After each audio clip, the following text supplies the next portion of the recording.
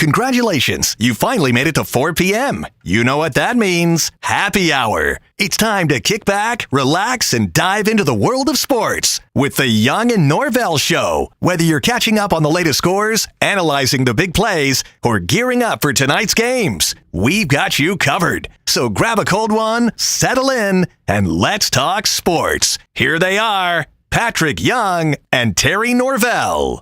All right, here we go on a rather damp, wet Wednesday, hump day edition of the Young and Norvelle Show here in North Florida. We kick it off. A lot of baseball to talk about. And as I welcome you, I'm Terry Norvelle. We hope to hear from Patrick Young a little bit later here on the program. I know he's got a lot to cover today. We'll also have a couple of guests coming up at 5 o'clock, as we do every Wednesday. We will take it down the medical route. We'll talk some sports medicine, some injuries, different things with Dr.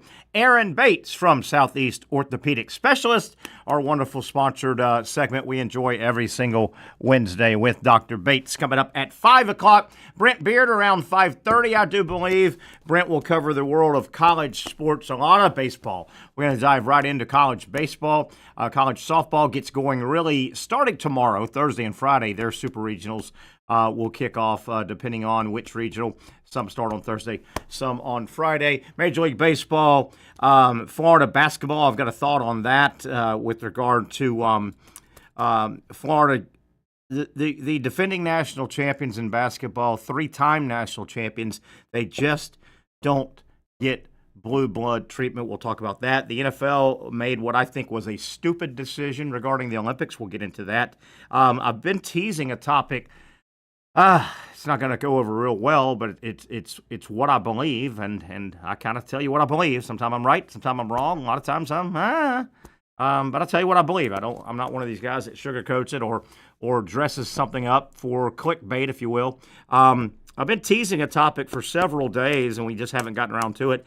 I've got a bunch of reasons why I think the Jacksonville Jaguars are looking at a 6-11, 7-10 type season. 6-11, 7-10, somewhere in that range. And I don't think that's really a reach or a kneecapping, if you will. I think that's where this franchise is at with their roster. I think they're going to win somewhere in the range of 6, maybe 7 games, 6-11, 7-10, somewhere in that range. Before we dive into that, let me catch you up on some baseball. What all's going on?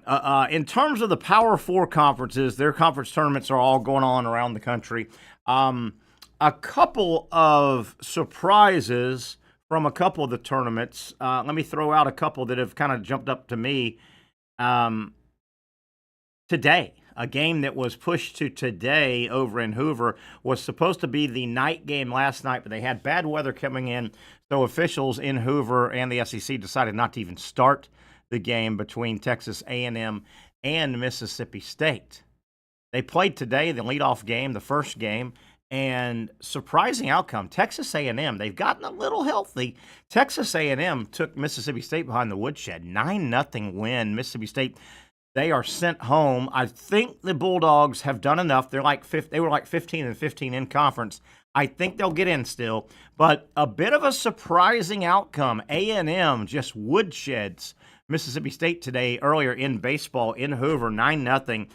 Texas A&M probably has to at least get to Sunday, the final day. So they still have a lot of work, but Texas A&M getting one or two of their players back. Keep an eye on the Aggies trying to make a late run and trying to erase that ugly 3-game sweep they suffered at the hands of Missouri, of all people. A&M today, first game in Hoover, over Mississippi State 9-0. Current game going on, game 2 in Hoover. Tennessee is leading Alabama, top of the 5th. Tennessee's the home team, top of the 5th. Tennessee leading 5-2 in a game where I think the winner there probably will host a regional. Tennessee and Alabama 5-2. That's game 2 of 4 scheduled today in Hoover. Game number 3, 30 minutes after the Tennessee-Alabama game wraps up, will be the Georgia Bulldogs making their first appearance in the SEC baseball tournament. They take on Oklahoma, who was a winner yesterday over Kentucky. The Sooners sent the Wildcats home. So Georgia and Oklahoma will get it on after 30 minutes after the completion of the ongoing Tennessee-Alabama game over in Hoover. Tennessee, again, leads 5-2. And then Florida is scheduled to play the fourth and final game of the day, the late game today. Florida-Ole Miss scheduled for 9 o'clock, and that's a fluid, movable first pitch. Obviously, you've got a couple games to get in before Florida-Ole Miss. The Gators were just getting started yesterday when we were going off the air. Florida dispatched of South Carolina, pretty much routine game. The Gators ended up winning, 11-3, I think the final was. Florida really got going by the second inning or so. South Carolina took a 1-0 lead, but Florida kind of took control in the first third of the game and kind of cruised. Got a real nice pitching performance from a couple guys. Did not have to tax their bullpen much. So the Gators are in good shape. Tonight, taking on Ole Miss, I think for sure tonight's winner probably hosts as well. If Ole Miss beats Florida, I think it's considered that Ole Miss will definitely host. And if Florida wins tonight, all bets are off now. The Gators will host if they get a second win in Hoover at the SEC tournament. Florida, if they do win tonight, they will be off tomorrow and will play Arkansas. There's no who wins, who doesn't win. Arkansas is sitting and waiting to open up play on Friday. They'll face the winner of Florida and Ole Miss. But I do think the Gators, if they win tonight, you can pretty much go ahead and start printing up the tickets for a regional in Gainesville, which would be big news. Big news for the Gators. Other scores of note, another score from yesterday that really surprised me. We talked about it a little bit, but the Miami Hurricanes, they actually had turned the corner the last couple of weeks and started playing better baseball. They got whitewashed yesterday in the ACC tournament, 12-2. The biggest story from that 12-2 butt kicking for the Canes was California did it. The Cal Bears were clearly the worst team in the ACC. They were 9-21 in conference play. Cal beat Miami yesterday 12-2. And don't look now, but Cal today, earlier, in an early game, round 2 of the SEC, California beat Wake Forest. So California's still alive of all teams in the ACC. Wake Forest is a good baseball program.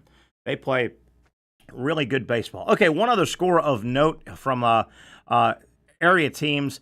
Over in DeLand, where Stetson is hosting the Atlantic Sun, North Florida, UNF, I'm showing, let's see if I can get a refresh on this. North Florida has been trailing North Alabama all game long. Let me see where they're at. It was in the 5th last time I looked. Yeah, I'm showing bottom of 5. North Alabama now has extended their lead 10-4. So this is an elimination game. So UNF will have to rally from at least 6 down if they want to extend their season.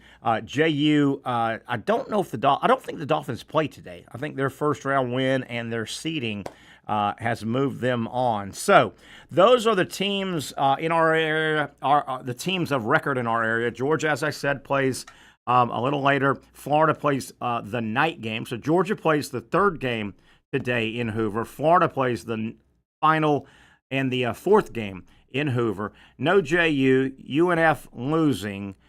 We told you the game going on right now in the SEC. Tennessee holding on to a 5-2 lead. High school baseball. Looked it up. It looks like, and it pains me to report, it looks like Trinity Christian did not win the state championship. They fell short today by a score of 7-2. They lost, Trinity Christian, down in Fort Myers. They lost a noon game today for the state championship of 2A to Orlando First Academy. Orlando First Academy over Trinity. 7-2. Orlando First Academy, 7 runs, 7 hits, 1 error. Trinity, 2 runs. They only mustered 4 hits. They knocked it around twice. They had 2 errors. But they were in it until probably the 6th inning. They gave up 3 runs in the 6th to kind of bust it open. So a good season for the Conquerors nonetheless, but it does not result in a state championship. So that should do it for our high school teams, and really our high school sports season has pretty much come to a close. A bunch of your schools, gosh, today I think, graduations going on all over the county today, the rest of this week, and next week. All right, with that, I think my man Casey Kurtz is around here. Casey, what's shaking, my man? How we doing? What's up? Everything good? Yep. Good. I've got some bouts around here. This topic I have yet to get to. This isn't mean Terry, but I'm just going to throw this out, okay? All right. Just Terry. Reasons the Jags, in my opinion, are staring a 6-11, 7-10 type season. And I don't think that's really that bad coming off last year. Correct. Would 6 or 7 wins be terrible with this franchise? Terrible, no. No, I agree. Because there's been a lot of terrible wins. I agree. 7 wins is not that. But you know me, I pick at my colleagues a lot of times. I call the local guys, and they're in full fluffy Jaguar mode right now. I've heard and read and seen some local guys 12-5 for God's sake. That ain't gonna happen. 12-5. I mean, there's optimism. Here you go. And Casey, a little bit of tongue in cheek here. Here are quite a few reasons I've got, and I want to prepare the Jaguar Nation in this area. The Jaguars will win 6, maybe 7 games. Okay, you ready? Ready Sure for thing. it? Here we go. Little, Cleveland, Hainsey, McCarry, Harrison. That's one. Okay. I don't think that offensive line's worth a damn. I think guys like Walker Little, Ezra Cleveland, I think they're just guys. I mean, how much longer are you going to wait on Walker Little? I think he's just a guy. The center from Tampa that got beat out by the rookie Hainsey. Okay. Anton Harris, isn't it time Anton puts up or shuts up? Isn't this his push year? Yes. I mean, I don't like that offensive line. I haven't liked that offensive line. That's why I was proposing go big ugly, go big ugly, go big ugly, not big sexy. Okay, continuing. Devon Hamilton, Mason Smith, Eric Armstead, Jordan Jefferson. That interior defensive line group does nothing for me. I think that's just a guy. Moving on. Devin Lloyd.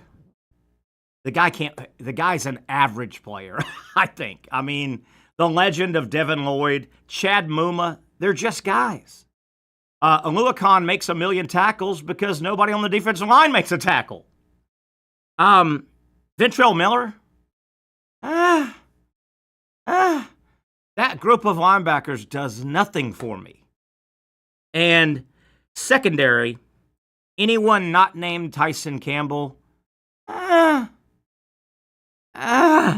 there are my reasons. I know that's smart alecky Terry, but thoughts on that? Thoughts on that, Casey? I don't love their offensive line either. No. So I'll give you that. Yeah. I have. How should I put this? I have a little bit of faith in their defensive line. A little. I think Mason Smith still could be a good player. Maybe, yeah. And he's the one. He's the wild card, isn't he, in that, probably? Yeah, I mean, if you play Eric Armstead in the right position, which they did not do all last Sure, year, so sure. that'll get better. Sure. I think Jack Kaiser's going to play a role in their linebacker. The Notre Dame guy? Yeah, in their linebacker rotation. Yet to be seen how much. And then I am not high on their secondary. Yeah. Do you give me the Devin Lloyd, Chad Muma? The guys are just guys. I mean, been around 5 years now. They're just guys, aren't they? I mean, that's what we've seen to this point. I mean, Devin Lloyd, athletic freak, but you haven't got the play that relates to that. Anyway, there you go. I've been kind of carrying that around a little bit. 6-11. Now, here's my real problem, though, with the franchise where it's at right now. If they go out and win 6 games, they go 6-11. Okay, it's 2 games, a 2-game improvement from the 4 last year. If you're 6-11, or even I'll throw in 7-10, doesn't that tell you still have, as a franchise, multiple holes to fill? 6-11, 7-10, you probably. Okay. And if you stay with this thought process, multiple holes to fill after this year, whatever you identify as hole number 1, number 2, how are you supposed to fix it without a first-round draft pick? You know, I think you've mortgaged the house. Sure. I mean, if you go 6-10 and you go, damn, we've still got a terrible offensive line. Well, are you going to fix it with a second-round pick? Or if you say, God almighty, that secondary was terrible. Let's go get a really good... we just got to get lucky as hell mid-second round, right? They don't have a pick next year in the first round. Correct. I mean, they will free up some money. Eric Armstead will probably be gone after this year. That's money you can spend. At the moment, Devin Lloyd and Travis Etienne both will not be here next year, which gives you some money to spend as well. So, they could go that route, but, there's no... But the free agent stars never come here.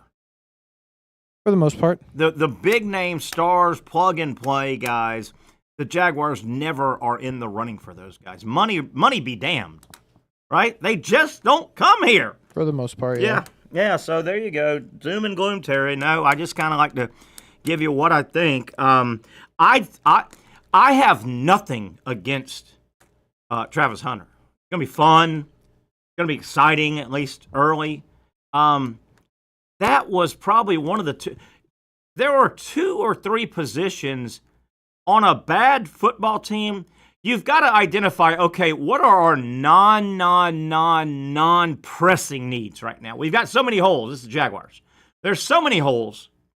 You've got to at least eliminate a couple. Okay, quarterback, right? They're not going to go quarterback. They weren't going to go quarterback. No. I would have said wide receiver because you've got so many other holes. I would have said, let's live with Thomas and hope he becomes even more of a superstar. But there are so many other holes, I thought, on this franchise. And not only did they not go to one of the 2 or 3 leading holes I would have identified, they mortgaged their future to get Hunter. Sure. I mean, here's the thing. If they would have been picking at 2, it would have been Travis Hunter the whole time. And you would have said, well, they might not have the biggest hole at receiver, but still that's the way you go. Yeah. At 5, if they would have stayed at 5, picking a receiver would have been a stretch. God, if I'm running that organization, thank God I'm not, a lot of people are saying, if the Jaguars were picking at 2 and you knew Cam Ward was going at 1, I would have shopped the hell out of that number 2 pick because I thought I would have gotten a starting big ugly and swapped a few spots back and got, I don't know. I think we're going to be sitting here a year from now when the shine is off and the reality hits and fans are going to go, oh yeah, there is no first round pick. But wait a minute. We're a ways away from being a playoff.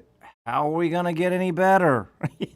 Well, yeah, I mean, listen, going back to what you said a minute ago, I think you more so have to win 7 games and knocking on the door of 8 rather than 6 knocking on the door of 7. Yeah. Because if you do that, then you go, yeah, first-year coach, this is a big improvement. Sure. And we've got places to go. Now, if you're 5 knocking on 6, then it's a bit of a problem. Yeah. So there's one game is going to be a swing game in there. Yeah. But yeah, if they're 5 knocking on the door of 6, then I think what you just said is very realistic. Where it's like, oh no, because there's still a. Did the fans that night? What was it? That Thursday night when all this went down, 3-4 Thursdays ago. There was such euphoria. I'm not sure a lot of the fans even heard the part about, and they gave up their pick next year. Right? Jaguars moved to 2. They heard Travis Hunter to the Jaguars. They gave this part that was they gave up next year's first round pick. I don't think Joe Fan in Jacksonville really heard that part. It's easy to miss. It was. Yeah, and they're gonna go. Wait, what? Wait, what? Hey, developing story out of Hoover. Alabama now is charged back. Bottom of 5th. They've had a big bottom of 5 inning. They're up 6-5 now. And remember, it's one and done. Lose and leave town. You lose one, you go home. Alabama played yesterday. They beat Missouri. Tennessee was buyed into this game. They got a bye yesterday. We'll track all the action. North Florida now trailing 11 for top of the 6th. So Ospreys need a big, big rally, or they're driving back and turning in the old uniforms. The old uniforms. Hey, before we take our first break, let me tell you heard from Coach Martin yesterday, the longtime head coach over at Providence. He runs wonderful, owns and operates wonderful summer basketball camps. He's done it a long time. He owns the Jacksonville Basketball Academy. They have 9 weeks of different levels, grades 3 through like high school, different levels, whatever level of basketball player you are at or your youngster is at, male or female. They will find a spot for you. You're not going to be thrown in the deep end. Your youngster's not going to be over his head or her head. It'll be the right competition level, the right skill level. Your youngsters will learn great tips on shooting, ball handling, passing, footwork, understanding the game of basketball, and teamwork. Coach Jim Martin over at Providence, boy, he has put out well over 45 college basketball players over his long tenure. He one year was literally on the coaching staff of the McDonald's All-American game, that huge game in Chicago. One of his prized pupil out of Providence, Grayson Allen, still in the NBA. You remember the Duke star. He is with the Jazz now. So if you've got a basketball player in your life, look into it. It is now summer camp season. The camps are starting to fill up. Everything gets started May 27th. They run through August 4th, so about 9 weeks, weekly type camps.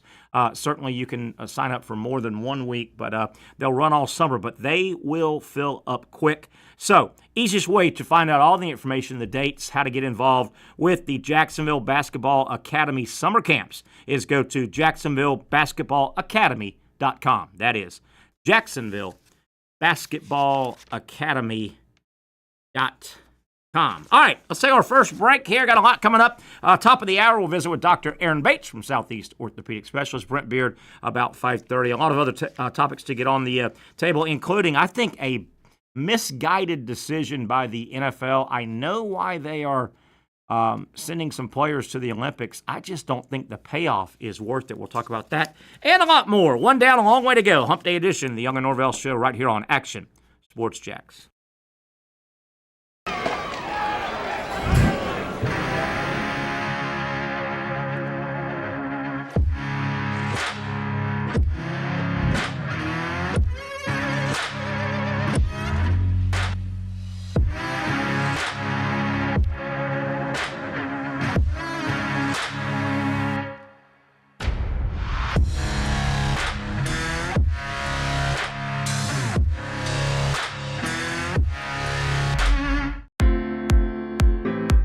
At Southeast Orthopedic Specialists, we know pain and injuries can stop you from doing what you love. This is why our board-certified orthopedic specialists offer the latest in both non-surgical and surgical treatment options and create a treatment plan tailored to your unique lifestyle and goals. So, whether it is a sports injury or that nagging pain that's keeping you from doing what you love, our team has the right treatment for you. For more information or to schedule an appointment online, visit our website. Finally, a family atmosphere, kid-friendly restaurant with a real sports bar feel. Bricks Jax Beach features all of that and a large, climate-controlled covered patio with misting fans and heaters for all seasons. Mix in an extremely diverse menu that features the most quality and affordable steak at the beach, and there's no reason not to enjoy your next lunch, dinner, happy hour, or big sporting event at Bricks Jax Beach, 300 2nd Street North in Jacksonville Beach. See you at Bricks Jax Beach. You really got to hand it to him. Hold on. The previous play is under further review. I'm not sure what he could review, but okay.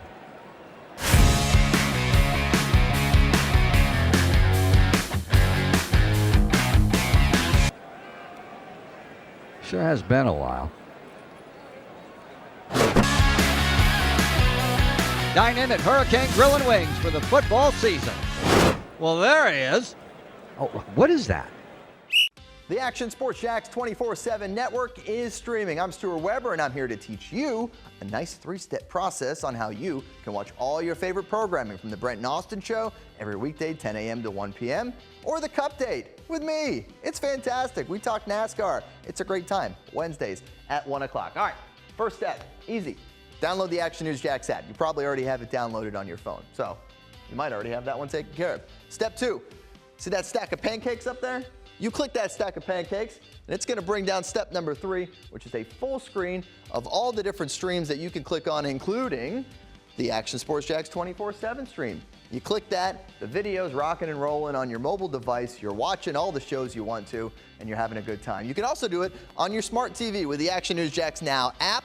I do it on my Samsung TV at home. It's a great way to watch it on a nice, large screen for all the content. That's the Action Sports Jax 24/7 network. Hope you can find it. You trust CGC to make your water great, and now you can trust CGC with your plumbing needs as well. Fast, convenient scheduling, licensed and insured. A quick call away at 904-552-1242. You never know when you're going to have an issue with a shower, toilet, or maybe it's a sink that sometimes is easy to fix. All right, let's be honest. I'm not fixing anything.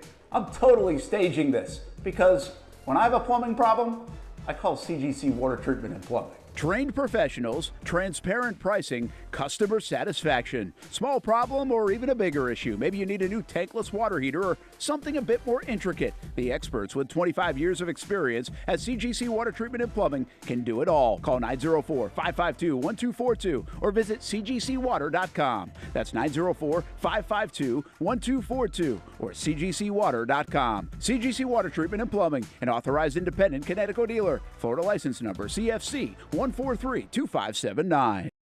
Okay, we've got some breaking news out of the NBA. Obviously, the conference finals are going on. Oklahoma City with a win last night. Tonight, Indiana taking on the New York Knicks. The MVP has been announced. Shai Gilgeous-Alexander, SGA, having a hell of a year, and his team, Oklahoma City, they got their first win in the conference finals last night. Shai Gilgeous-Alexander earns his first NBA MVP award. It was just announced not long ago.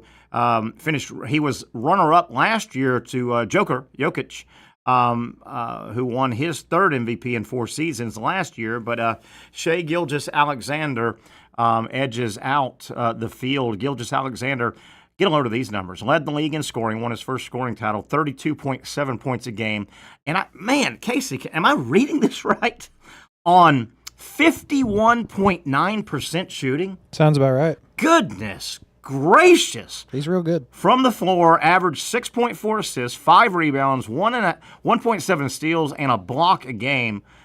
That is unbelievable. The only other player in NBA history to average at least 30 on 50% or higher shooting, 5 rebounds, 5 assists, 1.5 steals, and a block is some guy named Michael Jordan back in 87, 88, and 90, 91. What a season for Gilgeous-Alexander. 26 years old. Gosh, he feels a little younger than that, but 26. Part of that young gun. We talked the other day about, the moving of the guard. Not that Joker's done at a high level, not that Giannis is done, but that young guard, man, Ant is coming in from Minnesota, taking over. SGA, Wemby when he gets healthy again. Chet Holmgren. The new guard, and it happens in all sports, it just kind of cycles through. But this new group, I would put Gilgeous-Alexander in there, even though he's 26. Doesn't he seem younger than that? Yeah, I mean, he had a couple years in the Clippers where he didn't play. Yeah, I guess you're right. And he played a couple years at, I think at least a couple at Kentucky. He was a Mike White, Florida commitment I bet he was committed to the Gators for a year. I mean, it was a long commitment, and I'm telling you, it was a signing day flip. Calipari at Kentucky at the time flipped him. Oh yeah, he was a long time Gator commitment under Mike White. Probably would not be the MVP of the NBA if he stayed on that commitment, by the way. Probably not, but breaking news as, tonight, 8 o'clock, TNT and Max, you've got Indiana and the Knicks. That is game 1 of their series. I don't follow the NBA hard, but this is the time it's fun. I like it now. It's Final Four. I like 3 of the teams in it. I could care less about New York. You know me, Southern guy. Hell with those New York Yankees. Knicks, Yankees, Mets. Hell with them. You follow the NBA much? Not until about right now. About right now, yeah. Same here. And it's a lot of fun. I teased a little bit about the NFL ruling today came out. The NFL said they have green-lighted. They've given the okay, and I guess it had to go through the owners and the Players Association. But the NFL is okay with each franchise, if they so choose, one player off of a franchise will be allowed to go into the 2028 Olympics and play 7-on-7 football. You know, that's going to be introduced in 2028. Yep. And those are in L.A., right? Yep, correct. Yeah, L.A. You know why the NFL is doing it. Their theory is it's one more way to show off the NFL to the world. I don't think that's going to happen. Do you think? I don't know if introducing the world to NFL players that are playing 7-on-7, isn't that just going to confuse the rest of the world a little bit? I don't think. I mean, maybe a little, but I mean, I don't mind it. What about the injury factor, though? You know that's the main issue. Could get hurt walking down the street, though. Yeah, you could, but when your guy blows, and you know it won't be big linemen. No, it'll be your DBs and wide receivers, right? For sure.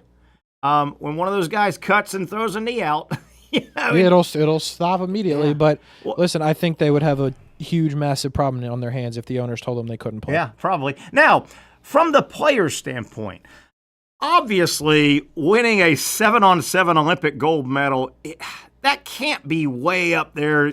I'm chasing Nirvana, right? I mean, I disagree. I think it depends on who it is. Really? Me and Brent talked about this earlier. Okay. But I think a guy like Derrick Henry is at the front of the line saying, you get me on that team because I've won a Heisman, because I've rushing records and this and that. I'm a Hall of Famer, and then I'm going to be an Olympic gold medalist as well. Yeah. If his team could somehow figure out how to win a Super Bowl, he would have the most impressive resume in the history of sports. All right. And then you add in a guy like Patrick Mahomes. If I'm Patrick Mahomes, I'm like, you get me in there because I'm an NFL MVP, I'm a Super Bowl champion, I'm an Olympic gold medalist.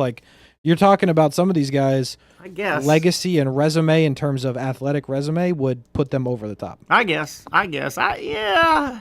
If it was true football had been established worldwide and it was real football, to me this is kind of trumped up a little bit. You know, it's like, I mean, there's a part of it too because they're definitely going to win. You think? Yeah. You think? So, I mean, it's a shoo-in. If you are on the team, you're going to win a gold medal. You think there's not more? I don't know. Do you just, are they such good athletes, just roll the ball out and say, get open on 2, ready, break? Or I don't know. Are there intricacies? I have a hard time believing somebody's going to stay with an electrician from France. It's going to stay is going to with guard Travis Hunter if Jamar he chose Chase. To play. Yeah. I think that's pretty much a foregone conclusion. So we can't guard Chase. So let's see how we can do with Travis Hunter. Got no shot. I guess. I guess. And pardon my ignorance. I don't know. Is there a pocket in the world that is known for 7-on-7 football? I don't know. Not that I know of. Yes, I don't know. Although if they started now, it could be one heck of an upset if France decided right now that they were going to figure this thing out before 28. I mean, it would be one heck of a showing to come here and give the U.S. a run. I do know you occasionally see there's a big 7-on-7 high school circuit. Oh, definitely. Yeah, I mean, it's a high school circuit, and that's why me and Brent were saying this earlier, in 3 years, who the quarterback, you might be better suited to have guys that are in college going into the NFL. If it was this year, we were saying DJ Lagway would have an argument because he's played 7-on-7 football since he was probably. That's a good point, man. Old. That's a really and it wasn't that long ago that he played it. Exactly. Jamar Chase would have to be be 10 years by 28. That's it. It'd be fun to send the best high school 7-on-7 group over there and see what they do. I mean, to be honest, it would be interesting. And listen, if it stays in the Olympics, you probably get to that point. Because this isn't something that, if Travis Hunter were to play in 28, he's not going to, in 32, be let me get back in there. You know what I mean? So, let's put this together. It'll be the 2028 Summer Olympics. Mm-hmm. So, at some point, however you select your team, they've got to get together. But you would have, from the Super Bowl, first week of February, Olympics, would start in June probably? Yeah. June. So somewhere they've got to give up some of their off season. Mm-hmm. They got to work it around. They got OTAs and mini camps. Yep. So where are they going to squeeze in? You got to go practice a little bit, don't you? A week or two. Maybe a little. And then the Olympics, the competition. You'll be you'll be tied up for a good week, won't you? At least. Oh yeah, a couple weeks probably for sure. Huh. The toughest one to get away from a team will be quarterback, so that will actually be the interesting because it'll be harder to take a quarterback, especially a young quarterback, away from like maybe a new coach or learning an offense. So that'll be one have they talked about compensation, where it's coming from? Does the Olympic? I guess the Olympic Fund would pay it. Yeah.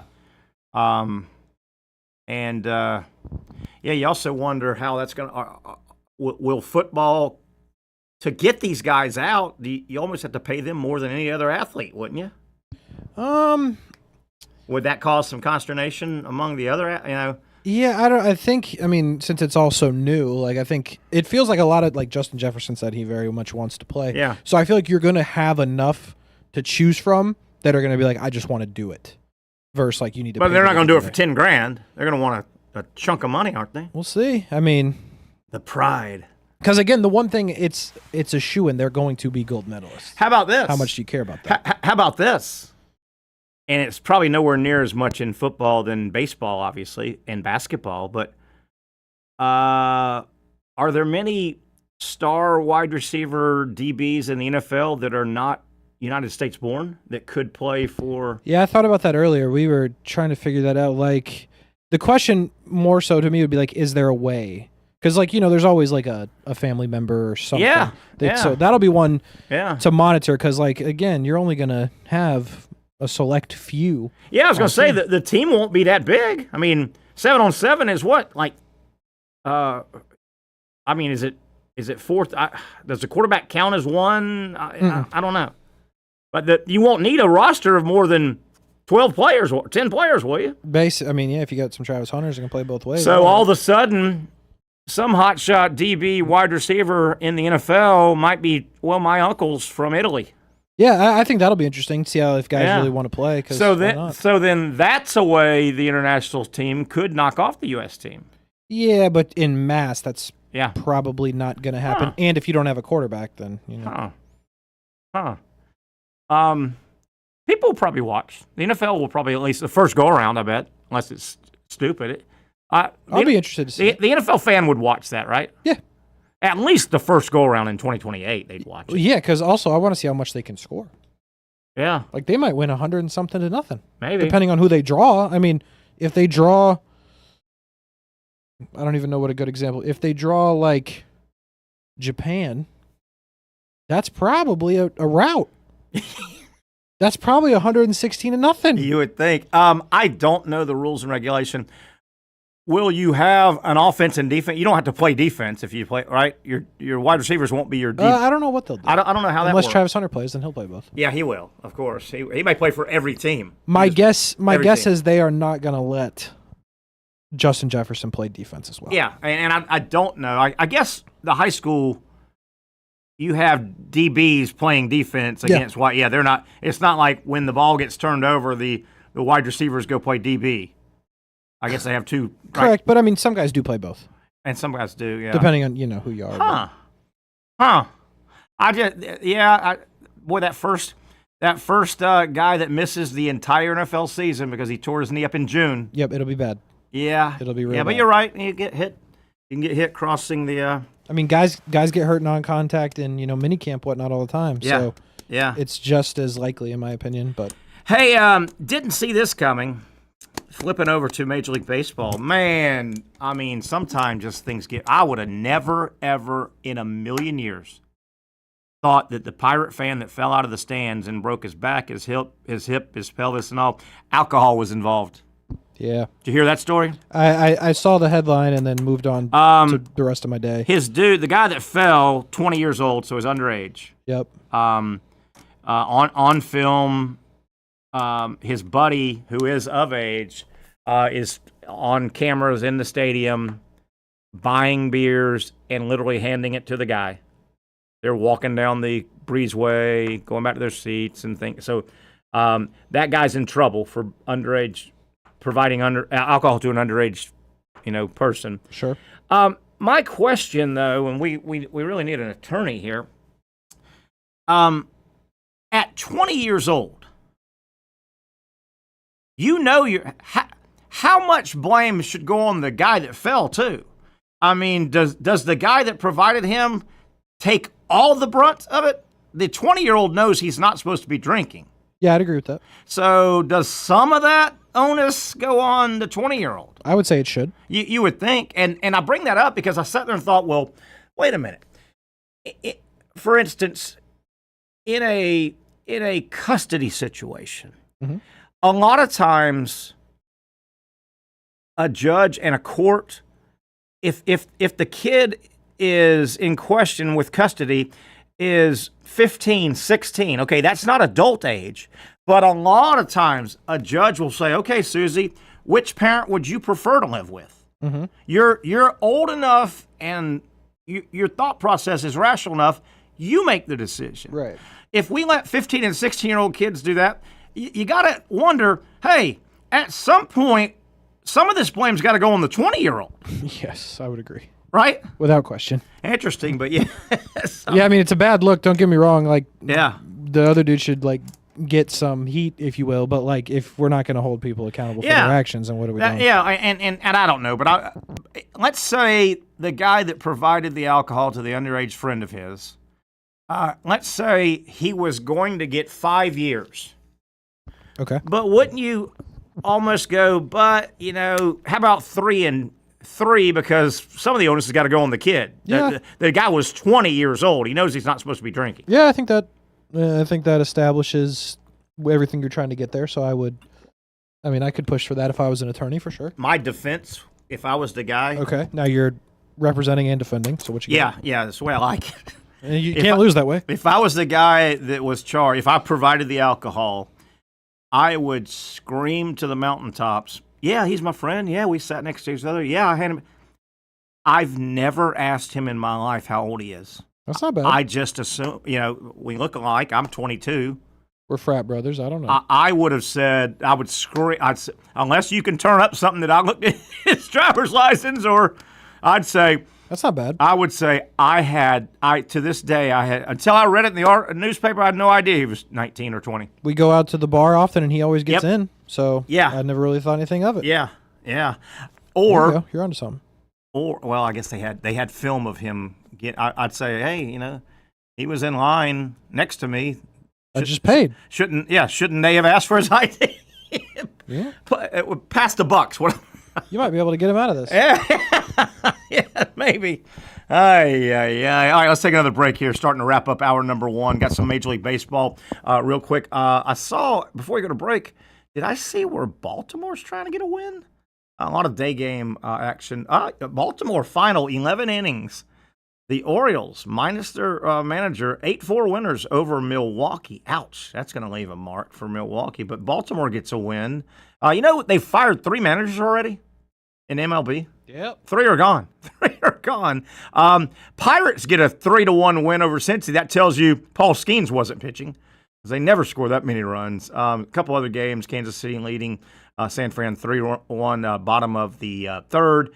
Top of the 9th, Seattle, who's in first place in their division, they're leading the lonely White Sox 6-5. So some afternoon day baseball. Cubs have gotten an early win, 2-1 over the Marlins. Cubs playing good ball here in the first half. Break time, we'll come back, start wrapping up hour number 1. We'll talk to Dr. Aaron Bates from Southeast Orthopedic Specialists on the other side. I'm going to talk a little bit about heat stroke. It's kind of that time of year. What are some of the signs? What are some of the preventions?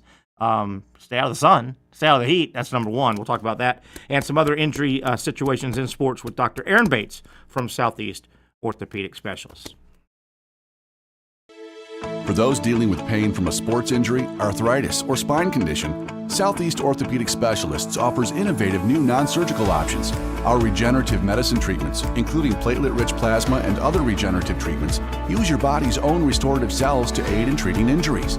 These procedures are performed in our offices and typically require minimal downtime. If you want to get back to doing what you love, our regenerative treatment options may be right for you. For more information or to schedule an appointment online, visit our website.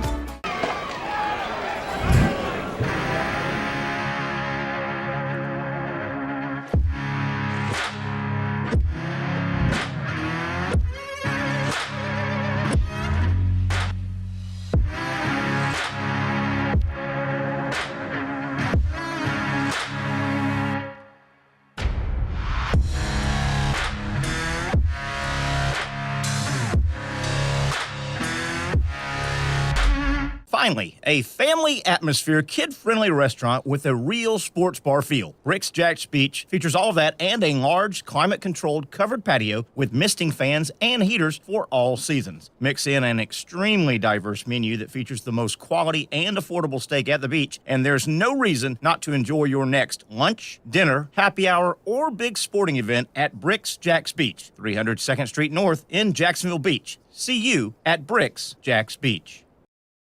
You really got to hand it to him. Hold on. The previous play is under further review. I'm not sure what he could review, but okay.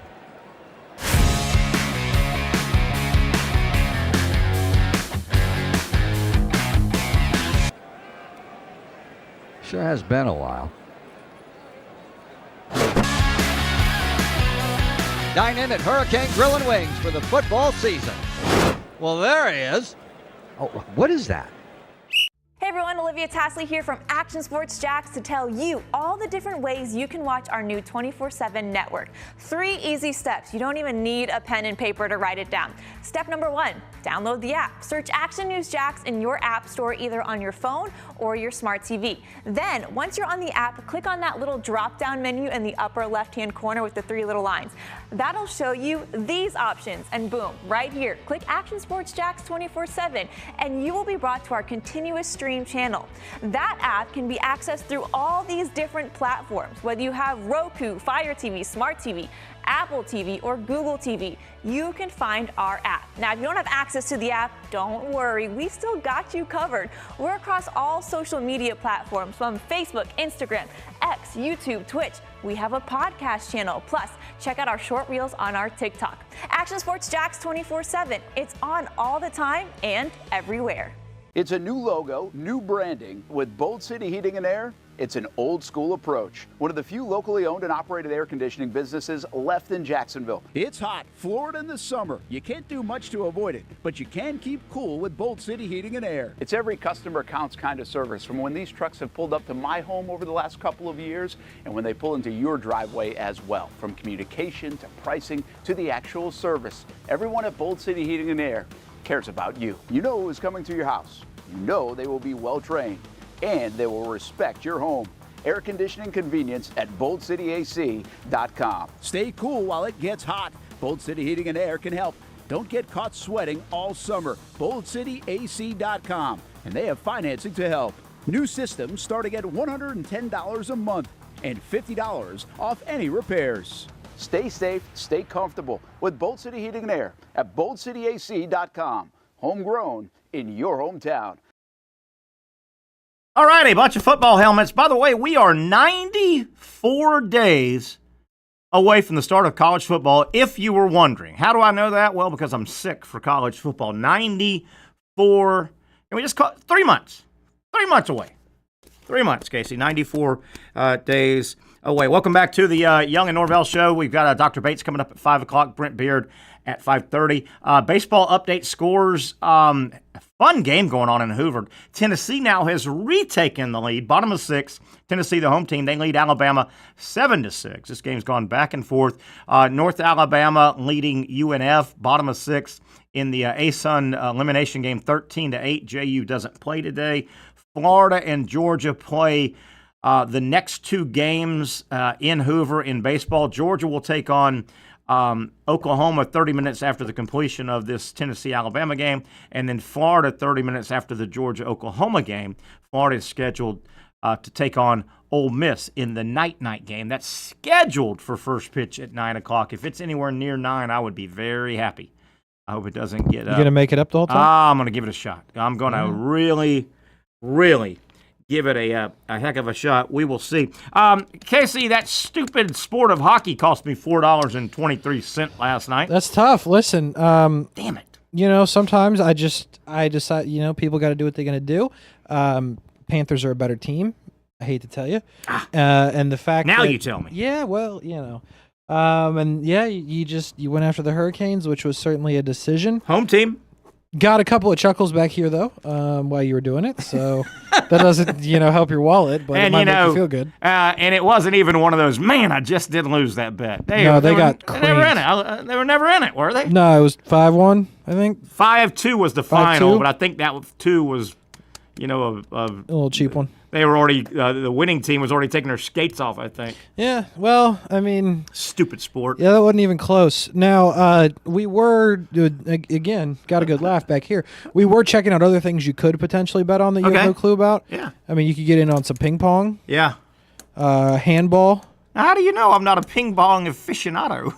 I just a guess. Yeah, you hit it. Rugby's on there. Yeah, sure. There's minor league hockey. If the NHL's not working, you go to the AHL. Yeah, God almighty. There's plenty of things you could explore. If I you tell choose. you, gambling has literally taken over the world, hasn't it? It has. It's pretty much built on it, more or less. I think you can pull up to a red light and gamble on when the light will change green. I like the sound of that. Yes, I think so. Wanted to get into a quick topic here as we start to wrap up hour number one. We'll have Dr. Bates on at 5. Scotty Scheffler with his win, obviously the dominant golfer the last 2 or 3 years, got me thinking. And Casey, you know this, but damn, winning majors is hard. It is difficult. It is hard. What Jack leads it with 18, Tiger's at 15 with the great chase. Man, you got to play a long time. You got to stay healthy. Scheffler, the dominant golfer right now, he won his third, right? Yep, two Masters in this. 2 Masters. He's got 3. How about this? Your active golfers, active, and I don't mean senior. Yep. Currently playing on the tour, and I think I looked it up as 40 and under, guys that could still amass a big number. Okay. Your leaders with majors. Any guess who's number 1 with 5? Rory. Roy's tied at 1 with Koepka. Oh yeah, Koepka. Koepka and McIlroy with 5 though. How about that? As hot as Scheffler's been, he's got 3. Mm-hmm. So it's Koepka 5. Roy 5, Scheffler 3, Jordan Spieth at 3, even though he had a roadblock, didn't he? He just needs the PGA for the Grand Slam. Yeah, how about that? And then 3 guys with 2 each. Justin Thomas, Bryson DeChambeau, Xander Schauffele. 2, 2, and 2. I thought it was interesting, though. So that is the contemporaries of Scheffler. Wouldn't you say, these guys are pretty much Scheffler, but here are their ages. And Scheffler is the youngest. Oh, yeah. Scheffler's 28, turns 29 in June. Koepka's 35, Roy is 36, Spieth 31, Thomas 32, Bryson and Xander 31 apiece. So Scheffler, and I don't know, is it fair to say kind of 40 is kind of a cutoff? Yeah.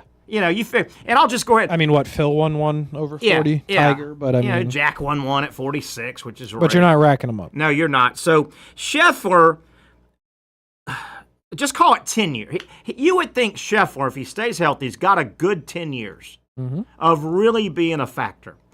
10 years, let's just say 10 years starting next year. That'll give you 40 more cracks if he plays at all of them. Yep. Right? I mean, think about that. You would have to win, if you want 1 of every 4 would give you 10 more, and you're still sitting at 13. True. And I mean, you're not going to win 1 of every 4. That's hard to Unlikely. do. Over 10 years. My God, 18 and 15 is a hell of a number. It is one heck of a number. Isn't it? Oh, yeah. And how in God's grace, I'll tell you the other thing about Nicklaus. Sports medicine was nowhere near as advanced in his heyday in the mid to late 60s he came on. So late 60s, 70s and 80s were his wheelhouse years, decades. I mean, Nicklaus, he wasn't Mr. Workout guy. He was actually he got the nickname Golden Bear because he was pudgy. Bro just went out there and golfed, showed up and golfed. When he was young, he was thick, pudgy guy. The Golden Bear, I mean, golden hair bear. But he really, and I'm old enough to remember Nicklaus, 70s, I was really starting to become a sports guy, young kid. 70s, 80s, he was never hurt. He played up. He just played his ass off, It just doesn't seem like the golfers back then got hurt. Scheffler had the hand, he cut himself or something? Yeah, on Christmas, I believe it was. But that was off season, so that kind of helped. It wasn't right in the middle. He didn't miss a 2 majors. Nope. Didn't miss anything. Played in the Players. So yeah, and I guess maybe he had to work himself back into shape a little bit. But his only other indiscretion was the arrest. Remember, what was the deal? He went down the wrong way trying to go to a golf course or something? Yeah, that was at the PGA Championship last year. Last year, yes. Yep, he didn't stop when they asked him to stop. He said, "I'm Scotty Scheffler." They said, "We don't care." He kept going. He got arrested, didn't he? He did. Went to jail and then came back and played golf. Yes. How great is that? Yeah. Isn't that great? That's good. But, man, just messing with these numbers, what it takes to it would have been so much fun, though, if Tiger off the course would not have affected Tiger on the course, so we could at least know. Sure. Wouldn't you?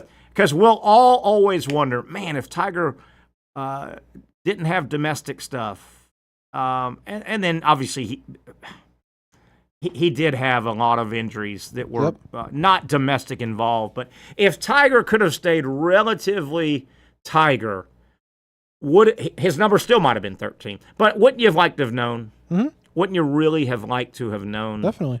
And, God, could you imagine if Tiger had tied Nicklaus, the viewing of each subsequent major? Oh, yeah, it would have been nuts. Oh, my goodness. Were you a Tiger guy, or were you an anti kind of? I'm not anti. But like I've always said, like, to me, when I watch, like, I'm not there because Tiger's there. Okay, I got Like, you. I'm perfectly fine with everybody else. Now, if Tiger is there, then that's great. Yeah, that's cool. But my biggest, like, annoyance, to be honest, is when Tiger was playing relatively recently in the majors, he'd be like 6 over, and they're like, "All right, we're gonna check in with Tiger." I'm like, "Why don't you show me the guy that's in third?" Yeah, instead? I do. I remember that vividly. Yeah. I remember that vividly. It might have gone a little too much. Mm-hmm. Yeah, I remember that vividly. If you put a stop, if you were in your living room and just stopwatched Tiger's 10 shots out of the lead, and every time they went to him, you're going, "Wait a minute, what about the first, second, and third place guys right now?" Yeah, it got to be a lot. And listen, Brent Martineau is a big Tiger guy, and we've had lots of these conversations. But like, to me, I'm just as fine watching, Scotty. I'm a Jordan Spieth guy, so I got no problem watching all that. And if Tiger's there, great. If he's not, you know what? They're fine without him. To be honest, I enjoyed Tiger. I enjoyed the whole thing. I was a Tiger guy, and I rooted for him. I don't know. He was just different. Brought a lot to the game. Remember Tiger, how one thing that hurt him, Phil, in the years you thought it could be Phil and Tiger, Phil would wilt. And right? It took Phil late in his career to start winning the big ones. And for sure. You remember some of David Duval was really the first, and it was a short-lived, but David Duval had a short-lived period where he was Tiger's number one, competitor. Mm-hmm. Remember, Duval was one in the world. That's crazy. For a while. And then, who else? They were a big age difference, but for about 2 years, who's the guy? Vijay Singh. Remember Vijay had a run as the number one, number two in the world, and he was one. I guess what I'm saying is there have only been a few guys that you felt like in Tiger's heyday that would at least look him in the eye on the tee box. Right. And VJ was one of those guys. VJ's a big dude now. Yeah, he is a big dude. He's still swinging it, man. Oh, yeah, he plays Champions Tour. I saw him on the Champions Tour, and he's still got that big, real good rhythmic swing. Big, long swing. Still hitting it, man. Oh, yeah. Still hitting it and still making money. All right. I just thought that was interesting, man. Man, you got to go. You got to stay healthy, and you got to win a lot of majors because, it's really crammed in between what? 23, 24, and 40. Oh, yeah. You got about 15 years or so to win a bunch of majors to get to double digits is ridiculous. Yeah, I mean, listen, Rory will be the first one to tell you that. God, because he was the one that was supposed to have it locked in, and where did Bro go? Yeah, no doubt about it. 1 hour down, 1 to go. We'll come back, talk some sports medicine with our buddy Dr. Aaron Bates from Southeast Orthopedic Specialists on the other side.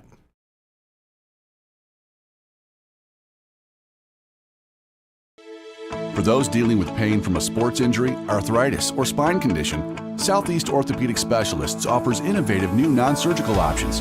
Our regenerative medicine treatments, including platelet-rich plasma and other regenerative treatments, use your body's own restorative cells to aid in treating injuries. These procedures are performed in our offices and typically require minimal downtime.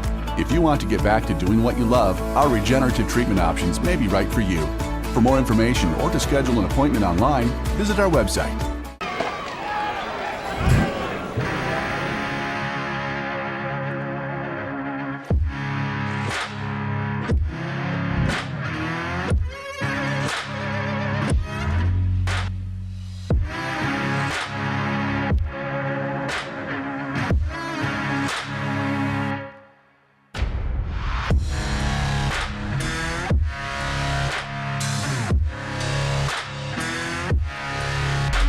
Finally, a family atmosphere, kid-friendly restaurant with a real sports bar feel. Bricks Jack's Beach features all of that and a large, climate-controlled covered patio with misting fans and heaters for all seasons. Mix in an extremely diverse menu that features the most quality and affordable steak at the beach, and there's no reason not to enjoy your next lunch, dinner, happy hour, or big sporting event at Bricks Jack's Beach, 300 2nd Street North in Jacksonville Beach. See you at Bricks Jack's Beach. You really got to hand it to him. Hold on. The previous play is under further review. I'm not sure what he could review, but okay.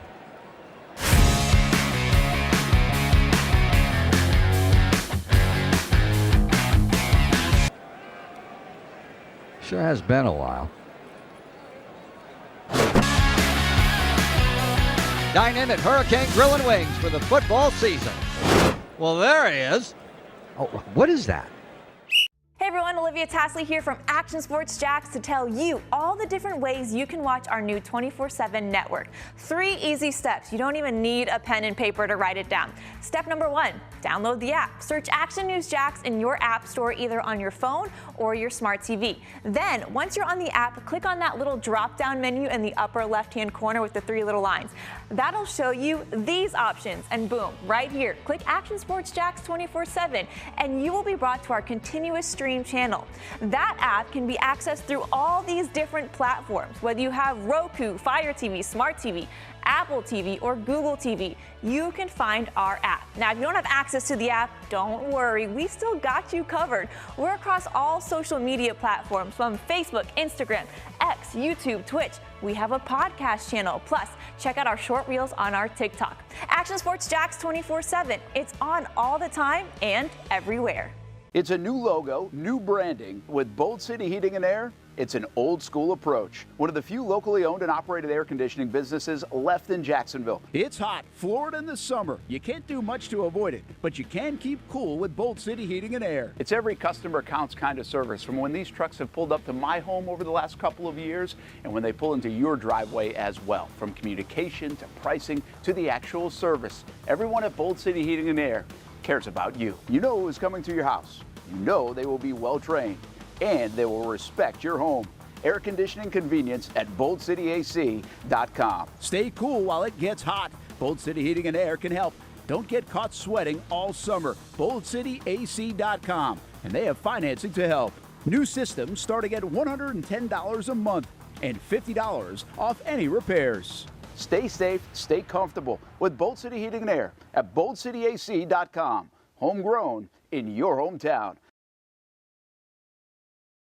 Hey, welcome back to the Young and Norvelle Show here, Hump Day, Wednesday edition of the program. Hope you're enjoying it. I know we're enjoying bringing it to you, a lot of different topics. Time to talk some sports medicine with our good buddy, Dr. Aaron Bates from Southeast Orthopedic Specialists. Remember, if you've got any type of orthopedic needs, situation where you need orthopedic care, find out everything they can do, where they're located, all the different locations by going to the website se-ortho.com, se-ortho.com. Hi, Doc. Got a couple things for you, but before, I wanted just to throw a little sports general thought your way. Today, the NFL, with regard to what I call the power sneak play, you know, the tush push. I'm too mature to say tush push, but the power, you know what we're talking about. The Eagles have perfected this. In a vote today, they didn't. The league did not vote to banish it, at least for another year. What are your thoughts on that play? I've got some strong thoughts. Have you given much thought? Do you think it's a fair play? Should not be part of the game? What are your thoughts? Do you have any on that? Well, I always thought it was an illegal play just from the beginning. Yeah. Because we already know in the rule book it says you can't assist another offensive player to score or gain other yards or anything like that. So I thought that they were definitely going to, kind of rule against it. But yeah, interesting. It's really interesting the way it played out, and you wonder. The Eagles got so. My only issue is it feels like you're punishing a team that got so good at something. They became so good at it. If they ran it 20 times, didn't get any first downs, would they have voted it out then? I don't know. I don't know. I mean, if they're letting everybody do it and it's a level playing field, then I think they should do it. But the Eagles are definitely better than everyone else. Yeah, they seem to. I don't have any problem with the defense lining up as many big fat guys in the middle and the linebackers or even other big fat guys pushing the other fat guy. I've got, stop the play, To me, a little correlation, I'm jumping leagues here now, but to me, that would be almost like going to the great game of college football and in the heyday of the triple option in the 70s and 80s, hey, Oklahoma, you're running that triple option too good. You can't run it. You're just too good at it. I don't know. Maybe I see what you're saying. Yeah, maybe I'm all wet there, but I just want to get your thought as an ex-football player. Doc, not really an injury as much as I wanted to talk. We're in the peak now. We're starting heat stroke season. And I know, obviously, this is not an orthopedic question, but your thoughts, preventive, I don't think a lot of us drink enough water, probably. I don't know if that's just I wanted to get your thoughts. We may have lost Doc. We'll try and get Doc back. But I want to talk heat strokes and also tie it into baseball. And, you look at – I've wondered over the years how difficult it is throughout the absolute dog days of summer. Think about the battle that the umpires go through. You think about the umpires, college, any umpire, Major League Baseball, outdoor stadiums, the boys of summer, hot as hell. The umpires, they've got slacks on, right? They got a lot of clothes on. And remember, Doc, I wanted to bring up heat stroke. We're in that time of year, and I know it's not an orthopedic question. Thoughts on heat stroke, how serious it is, telltale signs you may be getting near. What are just some advice? It is hot now, and it's going to be hot now for 4 months. Heat stroke, Doc, can you just talk about it a little bit? Right. So heat stroke is actually very serious. It actually can be fatal. Sure. So the way before you get the heat stroke, there's like a continuum. So you go from heat cramps, then you get the heat exhaustion, and then you get the heat stroke. So heat cramps are just obviously just like cramps. You see a lot of guys cramping on the field, calves, hammies, quads, all that stuff.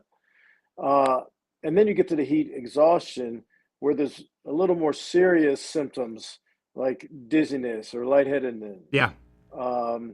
You also could have headaches or fatigue or nausea, but you're still sweating profusely. Right. Once you stop sweating, I was going to ask you about that. Your core temperature over, I believe, 103, 104, that is the heat stroke stage.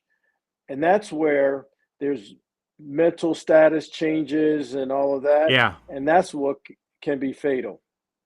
Doc, I was going to ask you, I'm glad you went there. I was going to ask you, I'd always heard that one of the telltale signs, if you quit sweating, and I've never gotten to that point in my life, thank God. I've never been out doing activity, sports or work, and went, damn, I'm not even sweating. If you get to that point, that's real serious, right? If you're not sweating on a hot, sweaty day. Extremely serious. Extremely serious. It should never get to that. How quickly and what are the best ways to I guess you got to get the body temperature back down, right? Obviously, get out of the sun. How quickly can the human body, is it hard to say how quickly you can start bringing it back down? Yeah, it's hard to say, and it kind of depends on what the treatment is. Some are like an ice bath, putting ice in those areas, like on your armpits, in your groin area. That kind of cools your core temperature down quicker, around your neck, things like that. And then there's certain IV fluids that are colder that'll get to your core temperature as well.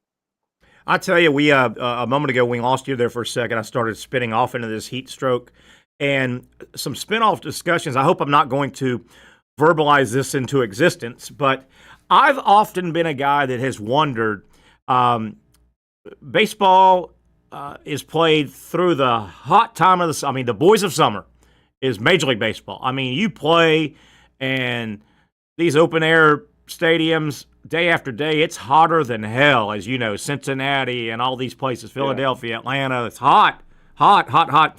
I've often wondered how lucky we've gotten. Think about the umpires. Think about umpires. They're in there. They've got clothing from head to toe, right? They've got their uniform on, slacks. There's no shorts. Major League Baseball players aren't wearing shorts, or umpires, I should say.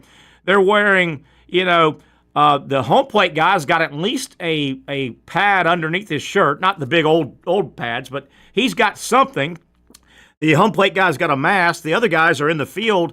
But think about the umpires in that heat. Between innings, the players go into a dugout and they sit down and they get out.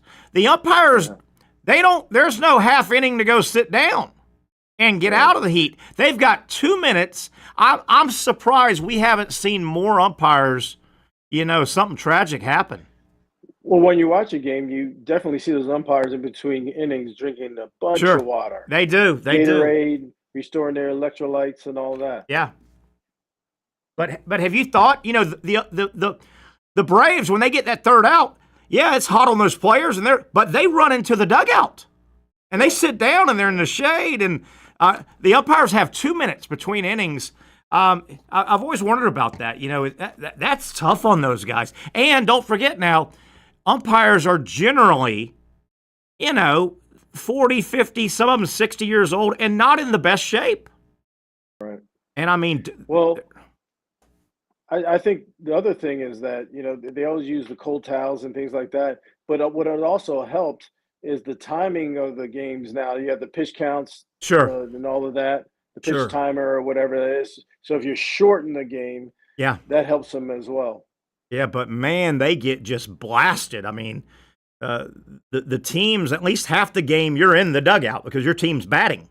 Those umpires, they ain't no going to the dugout for, 10, 12, 15 minutes, and hell, even go back into the locker room. In Major League Baseball, you go in the locker room if you get that bad. I'll tell you, Doc, another thing that has worried me, I'm a worrier by nature, and I can't believe this hasn't happened more, particularly in Major League Baseball.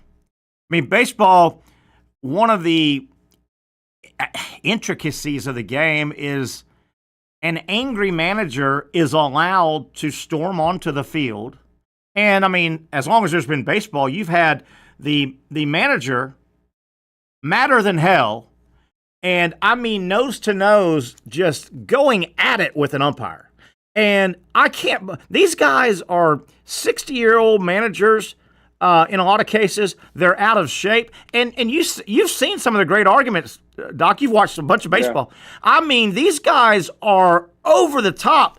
I can't believe we hadn't seen more guys fall out with a heart attack. I mean, 60-year-old, out of shape, smoking manager, and they get into it, man. I always worry about that when I see that going on. Yeah, there's something called Valsalva, and people can pass out. Like when you get up from sitting down long periods of time. Yeah. Can't get blood enough to your brain and just pass out. Yeah, but you're right.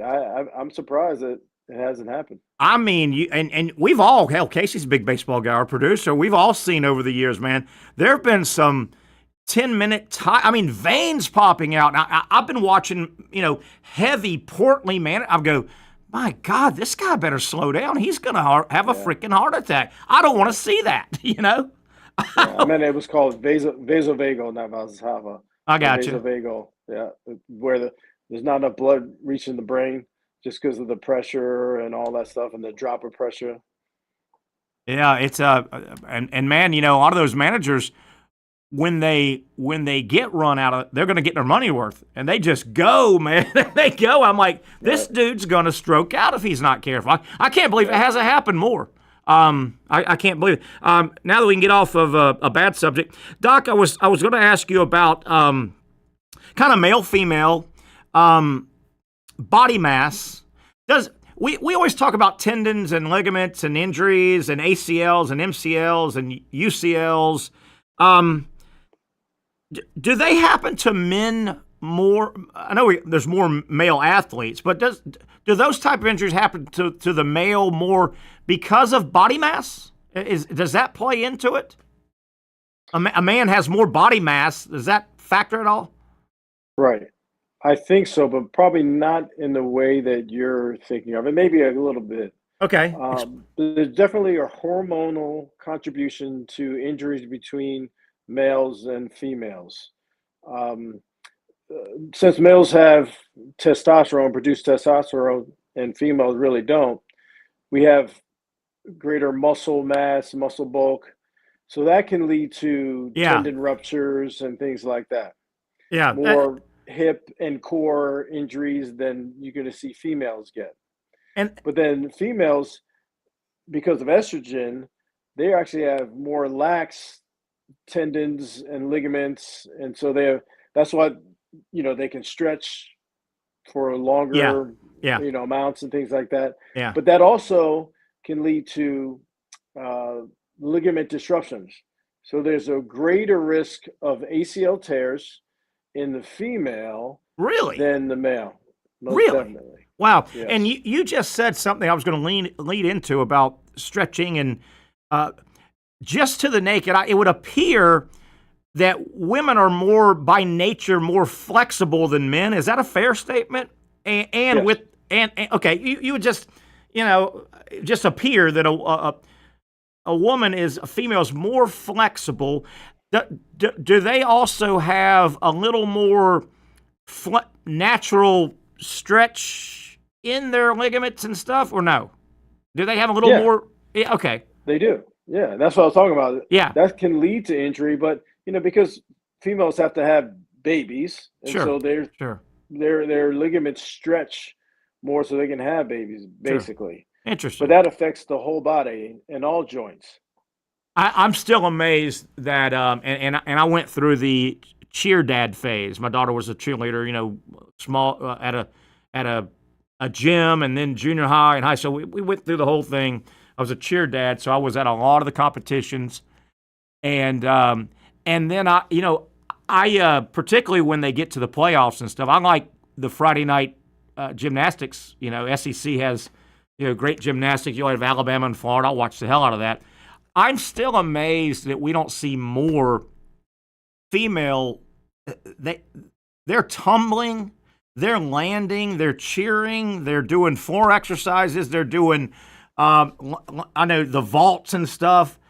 I can't and especially, Doc, when I see them on the floor exercise, those gymnasts, those female gymnasts, and I mean they are full speed, flipping and jumping and somersaulting, and man, do they land hard. And I know we've gotten to a point where that floor exercise mat is designed pretty nice, but God dang, Doc, I worry that I'm going to watch a girl just snap her leg or her knee landing in those things. Yeah, I've seen many ACL tears from cheerleaders, from gymnasts, and it's really when they land, if they're doing some type of twisting, tumbling type maneuver, and they don't land correctly, they can tear their ACL. Yeah, and man, I know the in particular the floor exercise. I know that pad has developed and all, and isn't it like a car accident? When two cars hit, there's going to be that energy's got to go somewhere. It's got to go. It doesn't just disappear. And I guess the pad takes a lot of it when they land like that. But my God, it can't take all of it, right? I mean, that's got to be risky, man. God. Yeah, it is. I mean, you see gymnasts like Simone Biles and the the height they're getting with their tumbling maneuvers. Yeah. It's pretty incredible. Yeah, it is. Boy, when I tell you, I like watching the gymnastics when they get into the Final Four and all, but when I watch it, I there's times I literally cringe when I know they're about to land. I'm like, ugh. I just don't want, because, we've talked, Doc, I'm not one of those rubberneckers at a car accident. I don't like to see, I don't like, when you don't know it's coming, you sometimes see, like in football, you'll see an ankle go the wrong way or a knee. I'm not the guy that goes back and watches it again. I don't like that. It gives me the heebie-jeebies. Yeah. I think it does, for a lot of people, that's why they don't show it over and over again.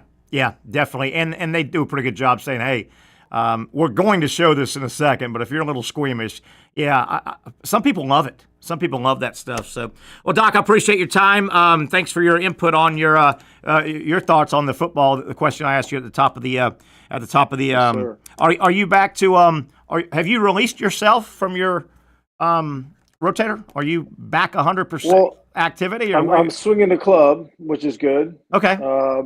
But not really like playing basketball or anything like that. I don't want to get into an uncontrolled environment. Yeah. But, I'm getting stronger each week. Where's your mental at? Are you comfortable going 100%? Are you mentally trying to slow get back into it, or how are you doing mentally with that? Well, mentally, I really want to get back into it right now, just like every other patient. Yeah. But I keep having to check myself, know that just what I tell my patients. Yeah. I don't want things to happen over and over again. I just got to slow down a little bit. I know we've talked about the mental aspect. I know if I ever had something like that, that first time I go 100%, I would be a little bit scared. Yeah, I'd be a little bit scared. I don't want to do it all over again. Doc, thanks so much for your time. We enjoy our Wednesday chats with you. Appreciate everything you do. And we'll do it next Wednesday. Have a great rest of your week, my friend. Definitely. You too. That's our buddy, Dr. Aaron Bates. Remember, Southeast Orthopedic Specialists, the best in the business. If you've got orthopedic needs, somebody you know, a family member, get them in quickly. They've got no appointment necessary locations around town for those emergencies. Do not sit in a waiting room, giving away time and days. Get your treatment started with the best in the business. Southeast Orthopedic Specialists. Find out everything and where they're at by going to their website, se-ortho.com. se-ortho.com. Come back, take a break, and then we'll get close to welcoming Brent Beard, talking a lot of college sports. Final 30 minutes or so right here on the Young and Norvelle Show.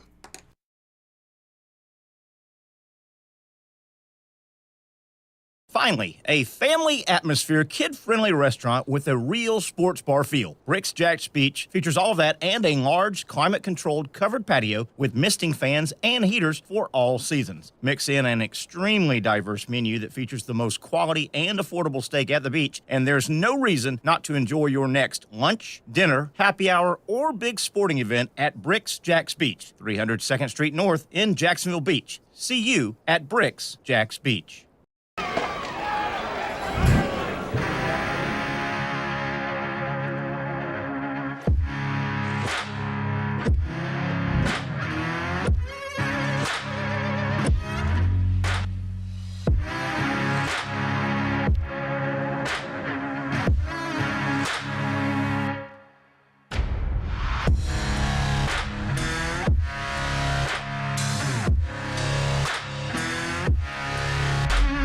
For over 20 years, Southeast Orthopedic Specialists has been providing the highest level of orthopedic and spine care to patients throughout Northeast Florida. Now, we're making that same great care even more convenient with Southeast Orthopedic Specialists Direct, a walk-in clinic where you can be seen for pain or injuries with no appointment needed. Staffed by orthopedic physicians and specialists, we offer everything from diagnosis and treatment to imaging and bracing, all with no appointment needed. For more information, hours, and locations, visit our website.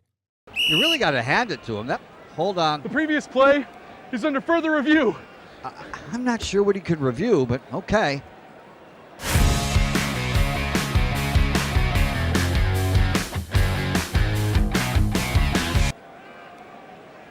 Sure has been a while. Dine in at Hurricane Grill and Wings for the football season. Well, there he is. Oh, what is that? Hey everyone, Olivia Tasley here from Action Sports Jax to tell you all the different ways you can watch our new 24/7 network. 3 easy steps. You don't even need a pen and paper to write it down. Step number 1, download the app. Search Action News Jax in your app store either on your phone or your smart TV. Then, once you're on the app, click on that little drop-down menu in the upper left-hand corner with the 3 little lines.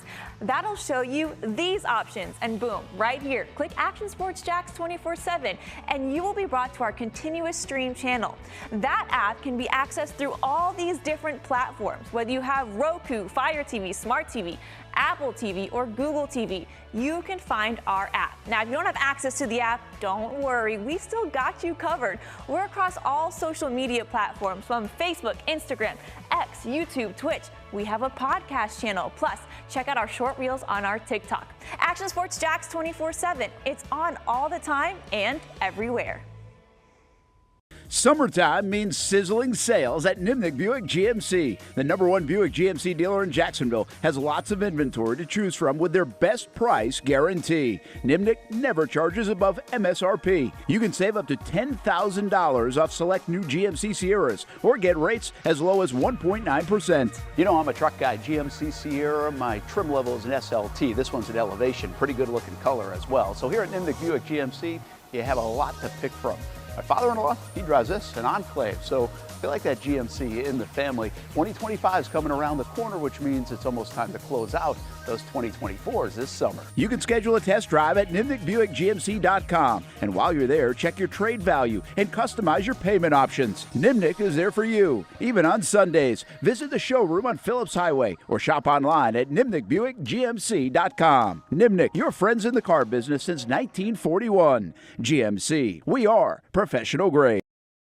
Got a fun game going on out in Hoover, Alabama, at the Met there in the SEC baseball tournament. Game number 2 of the day has Tennessee leading Alabama. Alabama had taken a lead, 6-5. Tennessee went back up 7-6. We checked back in, and now Tennessee has stretched that lead. Top of the 8th inning now. Tennessee leading Alabama 11-6. So Tennessee trying to finish off their first win. They got a bye into today's game. Alabama would go 1-1 if the score holds. Alabama is safely in the tournament. This might hurt their chances to host, but they will get in the regionals one way or the other. But Tennessee leading 11-6. North Florida trying to fight their way back into their elimination game in the Atlantic Sun down the road in DeLand. Stetson hosting that tournament. North Florida now top of the 8th. North Florida is the visiting team. They trail North Alabama 13-10, so they're down 3 runs. They need at least 3 to try and get this thing tied up to keep their season alive. So there's some baseball scores. Let me set the schedule the rest of the way for some teams of interest that we follow. Georgia will make their debut in the SEC baseball tournament 30 minutes after the completion of Tennessee-Alabama. Georgia will be game 3 of today. They'll take on Oklahoma. Oklahoma had to win their way into today's game by beating Kentucky yesterday. So the Bulldogs having a really nice season. Georgia's like 42-14. Really nice season. They've been ranked in the top 10 for probably about the second half of the year. Bulldogs get underway 30 minutes after this Tennessee-Alabama game ends. Game 3 of the day in Hoover, Georgia, Oklahoma. Then Florida will play their second game in Hoover. The Gators victorious yesterday. Pretty easy walk in the park. I think it was 11-3 was the final. Florida got by South Carolina, beat the Gamecocks for the 4th time, 4-0 against South Carolina. Florida moves on to, they play the night game. It's scheduled for first pitch 9 o'clock.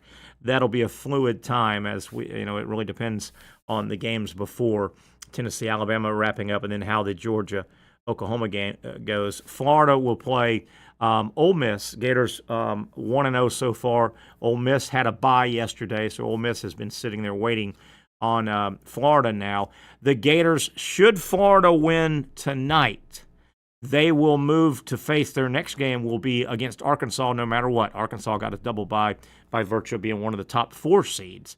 So Arkansas is sitting there waiting on the winner of Florida-Ole Miss. Now, that game will be Friday. So if Florida does win this evening, Wednesday, the Gators would be off on Thursday and face Arkansas. So Arkansas gets the winner. No matter what, their opponent will be either Florida or Ole Miss, and then certainly Friday winners will move on. Saturday semifinals, and then Sunday is the finals, the championship game of the SEC. So that's some of the local teams. Florida State, you haven't heard me talk much about Florida State.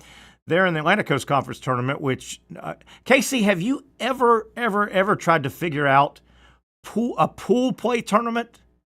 They do pool play in the ACC. About 10 years now, they have Pool A, Pool B, and Pool C, and it's not a bracket round robin kind. It's the damnedest, stupidest thing I've ever seen in my life. Yeah, it sounds like something we did in like travel baseball when I was like 14. Yes, it's crazy. FSU finished second in the conference by percentage points. Georgia Tech won the regular season by a winning percentage. FSU second, and they played like everybody else Thursday, Friday, Saturday of last week. Florida State doesn't play in the ACC tournament. Started yesterday, Tuesday. Florida State doesn't play till Friday. Perfect. That's what you want. And yeah, you kind of already know who you're playing. You play inside your pool, and it is the craziest thing. I don't know why they do it. I've tried to figure it out. They've done it about 10 years. But FSU, you haven't heard me talk much about. They don't play until Friday, and Lord knows who they play on Friday. Keep it a mystery. It's better that way. It is crazy. Do I hear Brent Beard? You do. Okay. Yes, you do. I thought I heard Mr. Beard. Yes, you do. Brent, have you ever peeked at? I mean, if you want something to just shake your head at, go read how the ACC baseball pool tournament works. It's crazy. Nuts. I have no real explanation for that. No, it's a mess. Crazy game. Top of the 8th. Tennessee is now stretched out a lead 11-6 over Alabama. That's been a pretty fun game. Yeah, that was. I think Tennessee was up like 5-1. They ended up getting 6-6. Yeah, and Alabama put one of its starters in, and he was not able to frankly get anybody out, which is a problem. So yeah, but Tennessee trying to gain things back. I mean, they lost. What was it, Terry? Like 5 out of their last 6 series. Yeah. To end the season on not a very good note at all. Boy, A&M made up for it this morning. Man. And then Auburn plays in the morning. So at least there's been one weather situation. And my understanding is beyond that, it may be smooth sailing the rest of the week. That would be a miracle, wouldn't it? That would be a miracle. And, I think they were pretty smart last night. I wasn't happy because I left the show and got home, and whatever game was on, there was a SEC game. Florida was Florida. When we got off the show, I drove home, listened to the rest of the game, watched the last couple innings, and I was kind of settled in to watch A&M Mississippi State, which was the late game last night. But they went ahead and called that before weather was coming in. And why I say that was smart. That prevents, getting 2 innings in and both starting pitchers are burnt for this, burnt. Sure. And then, so they probably made a pretty good decision. Now, Auburn's been sitting around going, when do we get to play? Yeah. Boy, really? Yeah. Auburn's, they don't play tomorrow. And you said FSU plays on Friday. Yeah. So, some of these teams can indeed sit around during this time. Listen, that they've been going crazy about, there was a foul ball in the SEC tournament, and some looked like 8-year-old called it on the kind of the sidewalk. And listen, Terry, they've got this kid on the panel with Alyssa and some of the gang. He and his friends have a chance of a lifetime up there. What was it? Was it that great of a catch? Yeah, it was pretty good catch for an 8-year-old on a foul ball. So that was rather amusing. And they had it on camera. How about that? Boy, I'll tell you though, surprise this morning. A&M, who they're basically dead in the water. They probably got to. They've probably either got to win this damn thing or at least get to Sunday. And they walked the dog on Mississippi State 9-0 and dominated the game.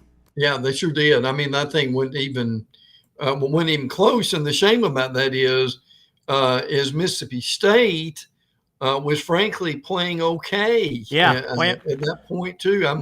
I'm also looking at the this is Baseball America and what they've got now. Now Mississippi State is a 3rd seed in the UCLA. The Big Ten. Yeah, Terry, does that hold up? I wonder. I mean, I don't think you do it on the basis of one game in the tournament, because frankly, Mississippi State, I know they fired the coach, but they finished the season in pretty good shape. Yeah, they were like 8-1 going into today's game, so they've won 8 of their last 10. Yeah, they're safely in. I could buy them a 3 and not a 2. They're not going to host, I don't think, and particularly that loss. I think the Tennessee-Alabama game, the winner, I think, will definitely host if Tennessee goes on and holds on. I think if Alabama was to come back, I think that would put Alabama as a host. They'll be on the edge if Alabama goes on and loses. But they're both equally easily in the tournament. Real quick, ongoing game. North Alabama now bottom of the 8th, and UNF is the visiting team. So bottom of the 8th, UNF will get at least one more crack. UNF has closed it 13-11. UNF trying to keep their season alive, trailing 13-11. And for people that didn't hear, we reported Trinity Christian lost their state championship game today. Earlier today, noon first pitch, I believe it was, 7-2. Trinity Christian comes back as state runners-up, which is no small task. That's a nice accomplishment. It sure is. Didn't win it all. Brent, this probably only applies to me. I'm just not happy.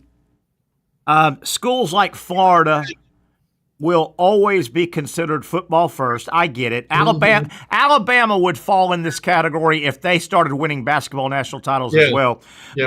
But it bugs me that Florida basketball, they just will never be considered even a blue blood. They just, even though, think about this century, right? Yes. Last 25 years. And that's a long, we're in 2025. Yeah. That's a long time. It sure is. Oh, yeah. UConn has won like 5 titles. Mm-hmm. And then Florida's right in the mix with Duke and North Carolina. But Florida, and the reason I bring this up, Joe Lunardi had a bracketology, basically with just about everybody now portaled and just only a few NBA guys. Florida's got one guy, Condon. But with Boogie Flan now, Joe Lunardi had Florida a 3 seed. And 3 seed would mean 4. You're somewhere in the top 12. Yeah. And I know it. But to me, if Condon comes back, Florida brings the best and deepest front court in America. They do. They've got a couple of really accomplished guards. I'm telling you, and this may not matter, but if that was Duke, North Carolina, or Kentucky, any and all 3 of those would be preseason 1. Oh, yeah, easily. Yeah, I agree with that. And by the way, he's got UConn, Houston, Purdue, and Duke right now as his ones. And I know this is silly. Florida's team they bring back beat UConn. They beat Houston. Yeah. But Florida is not considered a blue blood, and I think they will. I think Alabama would be in the exact same position if they started winning basketball. They wouldn't get Florida still doesn't get the recognition because they're not a blue blood basketball program. No, they've got to do it. And look, if Condon comes back, I think they're 1 seed, frankly. And now I know Aberdeen not coming back hurt them, and him leaving. By the way, I did want to make the point. Do you see where Kevin Sampson? You mentioned Houston. Got a nice contract and an extension, and man, he deserves that. That is as good of a club as anybody in the nation. Right boy, they play tough. They play his way, and they play tough. I want to go back though, and we'll get off this, I promise. But you look at Duke. Mm-hmm. Okay, you say, well, Florida lost Aberdeen, and then they lost their other guards. Yeah, they bring back so much. You realize he's still got Duke as a 1. Cooper Flagg is gone. Right. The other superstar on the team, Con Knippel, gone. Yep. The 7'2" foreign kid, gone. And Tyrese Proctor, the 5-star point guard, gone. But Duke is Duke, so they just say, well, they're going to be – they got great players coming in. It just bugs me. A program like Florida, even though you can't really put a monetary or a price tag on being ranked preseason 1, I think that would be big for Florida basketball. It would be. Oh, yeah. Well, and again, who knows what that will be in September. I know. That could make a big difference. But, I mean, I certainly get your point. Florida deserves – I mean, right now if Conley comes back, a 3 seed would almost be an insult for this team. If he does come back, that would be an insult. Now, I'll be the first to tell you, I will when next season's basketball rolls around.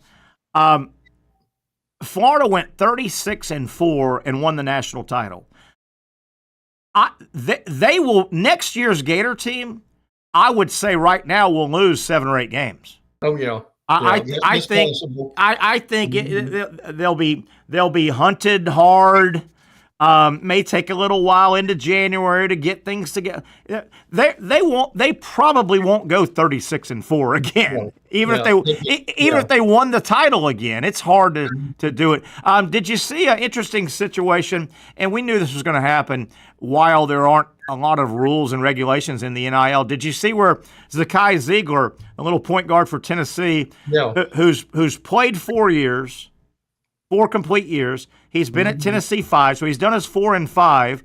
He's graduated, and he's petitioning for an extra year, and you can see why. He's a guy that's probably not going to play in the NBA. No. Agreed. So he's doing everything he can, and his argument is, don't punish me because I graduated in 4 years. Yeah. You know, what if it took me 5 years? I should get a 5th year to play 6th year to play 5.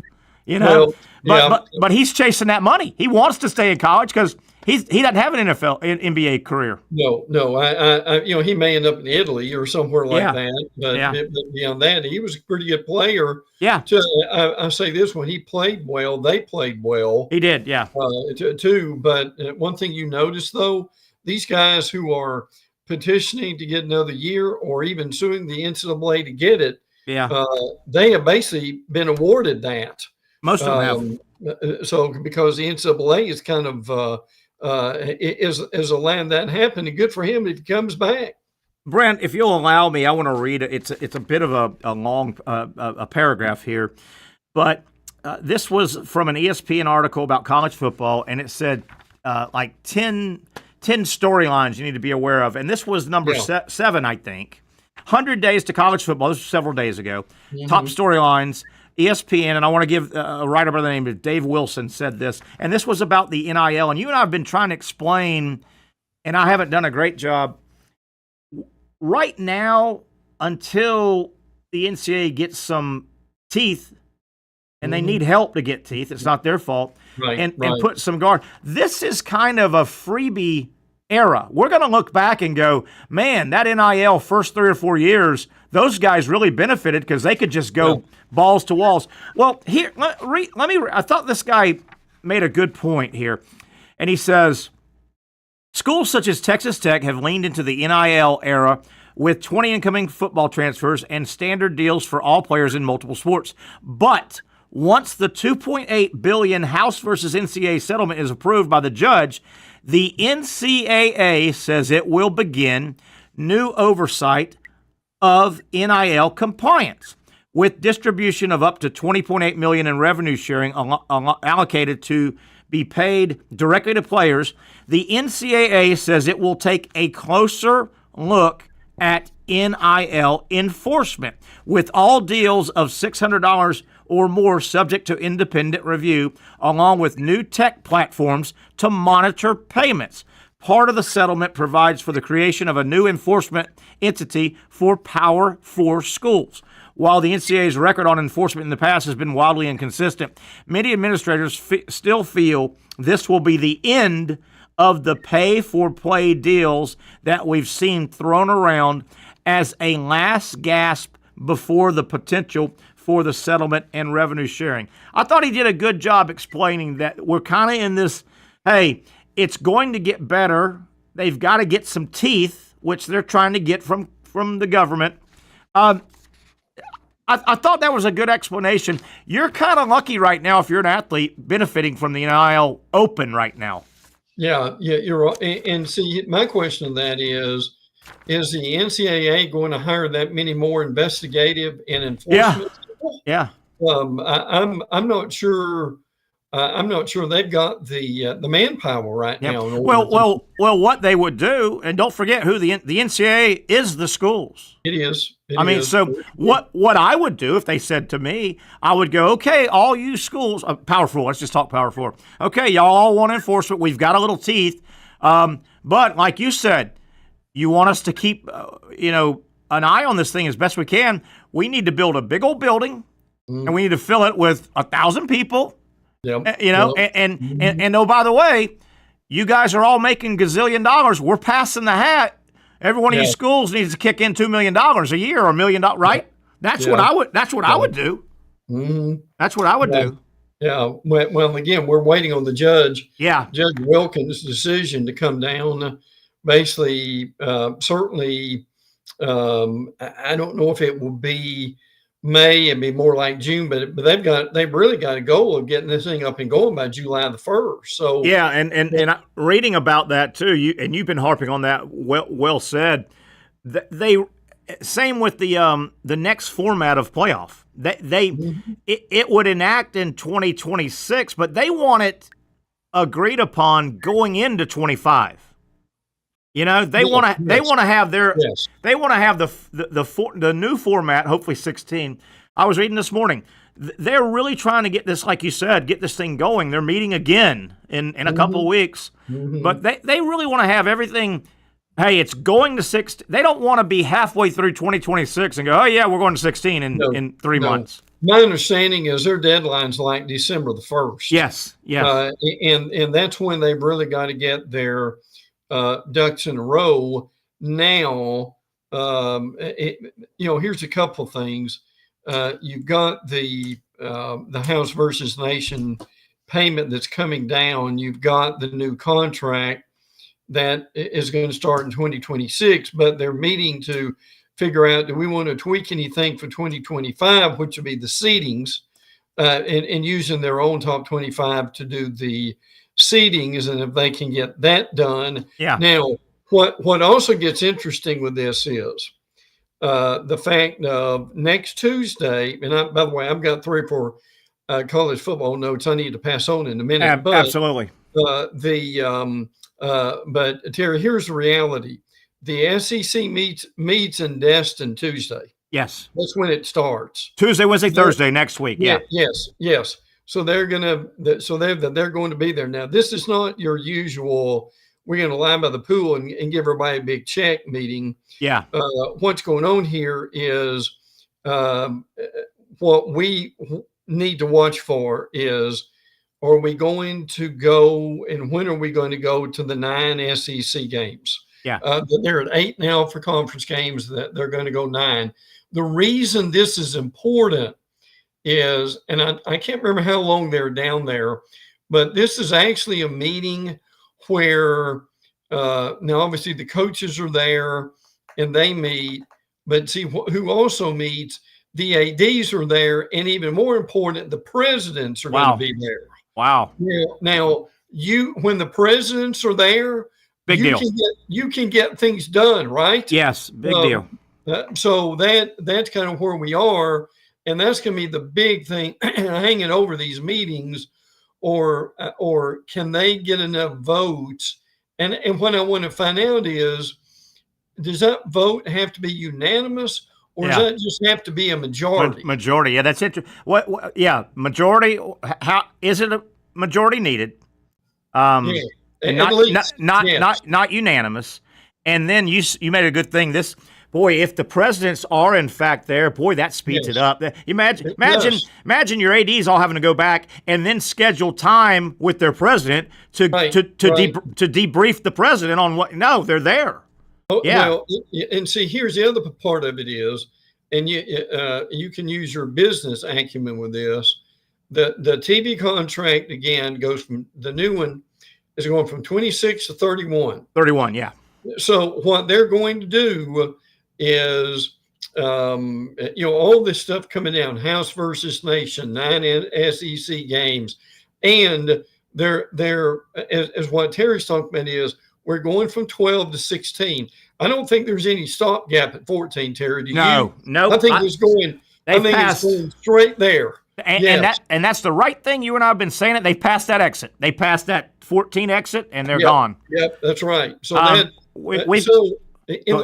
sorry to interrupt, but the point here is, if they're going to 9, Terry, don't they have to get this going next year to fall in there? Because they see the reason they're going to 9 and agree to it now is, and this is where the presidents come in.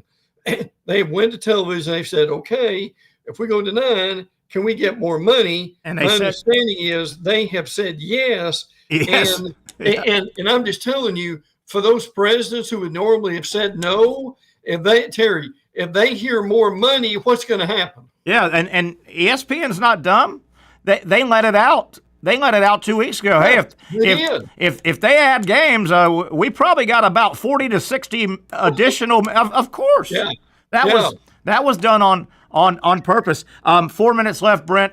One of your news and notes is probably Notre Dame, Wisconsin, 2026. How about that? In Lambeau. Didn't LSU play in Lambeau 10 years ago or so? Yeah, something like that. Yeah, that's a good point. I think Leonard, and they what the bed. Leonard Fournette was on that team, and LSU played terrible against Wisconsin. I think that was in Lambeau. What else you got for us? 3 minutes. Yeah. Now, I attribute this to Brett McMurphy. I'm sure you've seen this today. Okay. That Lee Corso's last headgear game will be in Tallahassee, not Ohio State. Yeah. How about that? So, and real quick, magazine update. Athlon slimmed down. I talked to an Athlon writer. It's going to be a 450-page review, not page review, 450-word preview and a 2 depth chart. Lindy's June 3rd for the National, June 17th for the SEC. Phil Steele goes to press on the 6th, and his is out on the 4th of July. Can't wait. So that, Terry, that's an update of really a lot of the major things going on right now. Think about the trauma that guys like you and me have gone through.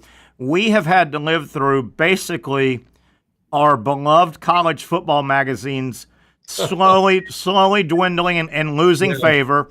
And you and I are from an era we loved the newspaper in our hands. There's no doubt. And I still get one. My daughters laugh at me about that.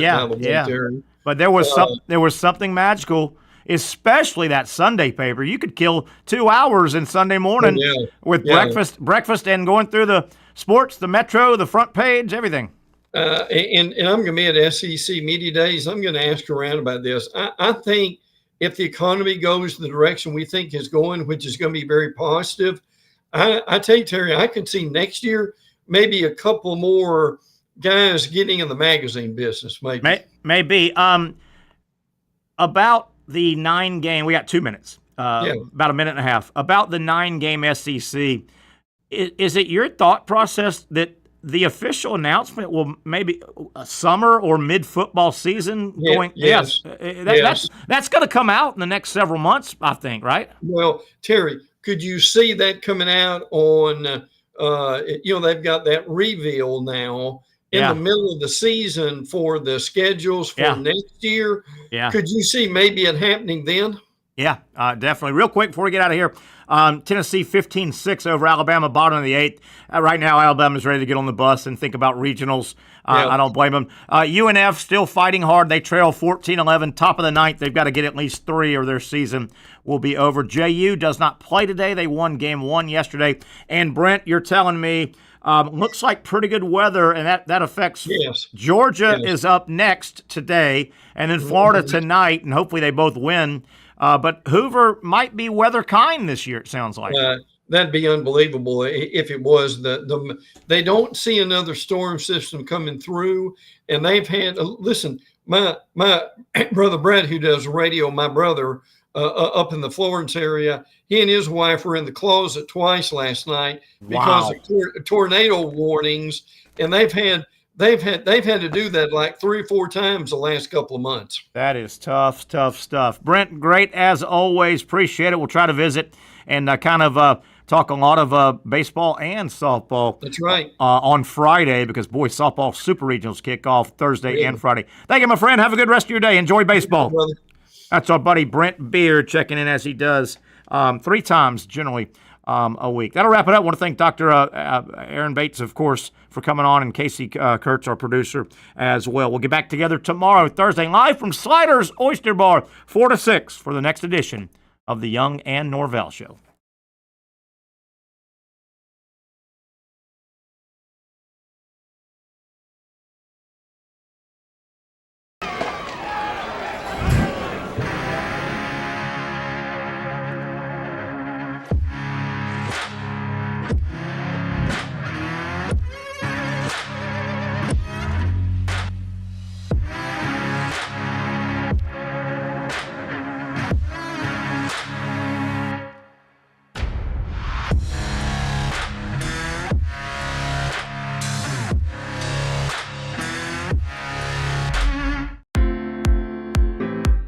At Southeast Orthopedic Specialists, we know pain and injuries can stop you from doing what you love.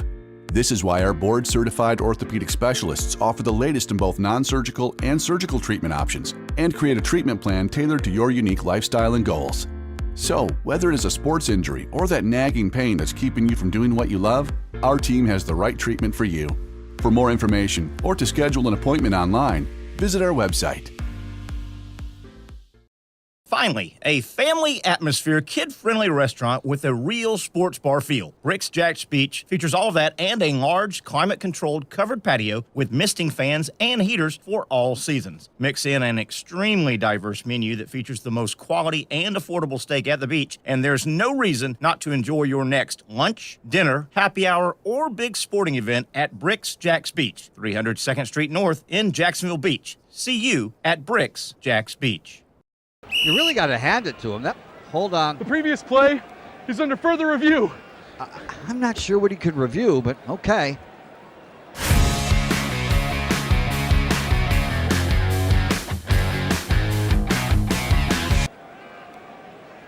Sure has been a while. Dynamic Hurricane Grill and Wings for the football season. Well, there he is. Oh, what is that? The Action Sports Jax 24/7 network is streaming. I'm Stuart Weber, and I'm here to teach you a nice 3-step process on how you can watch all your favorite programming from the Brent and Austin Show every weekday 10 a.m. to 1 p.m. or the Cup Date with me. It's fantastic. We talk NASCAR. It's a great time. Wednesdays at 1 o'clock. All right, first step, easy. Download the Action News Jax app. You probably already have it downloaded on your phone, so you might already have that one taken care of. Step 2, see that stack of pancakes up there? You click that stack of pancakes, and it's going to bring down step number 3, which is a full screen of all the different streams that you can click on, including the Action Sports Jax 24/7 stream. You click that, the video's rocking and rolling on your mobile device. You're watching all the shows you want to, and you're having a good time. You can also do it on your smart TV with the Action News Jax Now app. I do it on my Samsung TV at home. It's a great way to watch it on a nice, large screen for all the content. That's the Action Sports Jax 24/7 network. Hope you can find it. You trust CGC to make your water great, and now you can trust CGC with your plumbing needs as well. Fast, convenient scheduling, licensed and insured. A quick call away at 904-552-1242. You never know when you're going to have an issue with a shower, toilet, or maybe it's a sink that sometimes is easy to fix. All right, let's be honest. I'm not fixing anything. I'm totally staging this because when I have a plumbing problem, I call CGC Water Treatment and Plumbing. Trained professionals, transparent pricing, customer satisfaction. Small problem or even a bigger issue. Maybe you need a new tankless water heater or something a bit more intricate. The experts with 25 years of experience at CGC Water Treatment and Plumbing can do it all. Call 904-552-1242 or visit cgcwater.com. That's 904-552-1242 or cgcwater.com. CGC Water Treatment and Plumbing, an authorized independent Connecticut dealer. Florida license.